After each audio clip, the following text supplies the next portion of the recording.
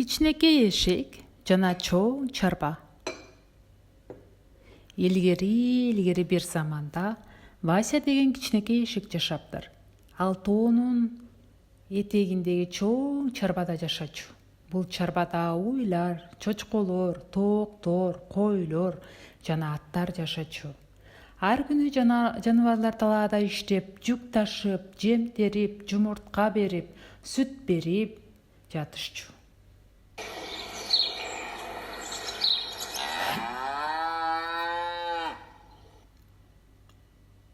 Бирок алардын жашоосу жеңил эмес болчу. Себеби чарбанын ээси катуу жана сараң дыйкан болчу. Ал күн сайын таңертең келип, буйрук берип, эң жакшы жемди, жумурткаларды, сүттү, этти өзү үчүн алып кетчү. Ал эми жаныбарларга калганын гана калтырып койчу. Кургак чөп, чириген сабиз, суу. Эң кичинекей, бирок эң байкоочу эшек Вася кечинде чарчап, түнкү көк асманды карап мындай деп ойлончу. Эмнеге биз ушунча иштейбиз? Бирок эч нерсеге эмеспиз. Эмнеге бизге эркиндик жок? Бир күнү түн ичинде чарба тынчып калганда, чочколор арасынан эң акылдуусу болгон Сократ деген чочко башка жаныбарларды чакырды. Баары кыштан корголоп турган сарайга чогулушту.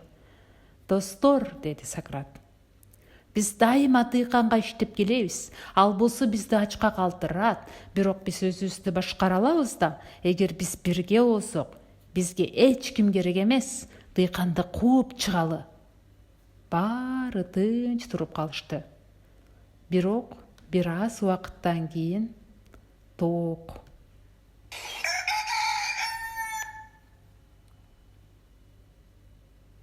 деп кыйкырып жиберди. Ой башын экеди. Эшек Вася унчукпай турса да ичинен макул болду. Эртеси таң атпай жаныбарлар чогулуп, дыйканды короодон кууп чыгышты. Эми чарба жаныбарлардын өзүнө таандык болду. Алгачкы күндөрү баары сонун эле.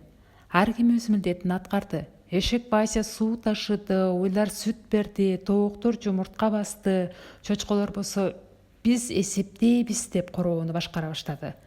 Алар дубалга, чоң тамгалар менен баардык жаныбарлар тең укуктуу. Баардык жаныбарлар тең укуктуу деп жазышты. Баары кубанып, бири-бирине жардам берип жашап жатышты. Вася биринчи жолу өзүн чыныгы жаныбардай сезди, эркин жана сыйлуу. Бирок убакыт өткөн сайын нерселер өзгөрө баштады. Чочколор, айрыкча Сократ жана анын жакындары башка жаныбарлардан бөлөк жашай башташты. Алар өздөрүнө ыңгайлуу, ылайыктуу бөлмөлөрдү тандап, жумшак төшөктө уктай башташты. Эртең менен сүт ичип, күндүз алма жеп жатышты. Алар биз ойлонуп иштейбиз, башкаруу оор жумуш деп айта башташты. Жаныбарлар унчукпады, Вася да унчуккан жок. Бирок ичинен тынчсыздана баштады. Бир күнү дубалда жаңы жосуп пайда болду. Баардык жаныбарлар тең, бирок айрымдары көбүрөөк тең. Вася таң калды. Ал Сократка барды да сурады. Бул эмне деген сөз? Баарыбыз тең элек го. Сократ күлүп мындай деди. Ооба Вася, баарыбыз тең, бирок биз акылдуу чочколорбуз. Жоопкерчилигибиз көп. Ошондуктан көбүрөөк жейбиз, көбүрөөк чечим кабыл алабыз. Бул адилеттик го. Ошентип мурдагы абал кайра кайтып келди. Эң оор жумушту башка жаныбарлар аткарып, эң жакшы жемди чочколор жей башташты. Ал эми дубалда эркиндик тууралуу жазуу солгундап кетти. Бир күнү кечинде эшек Вася башын көтөрүп, айды карап акырын шыбырады. Биз өзүбүздү куткардык деп ойлогонбуз.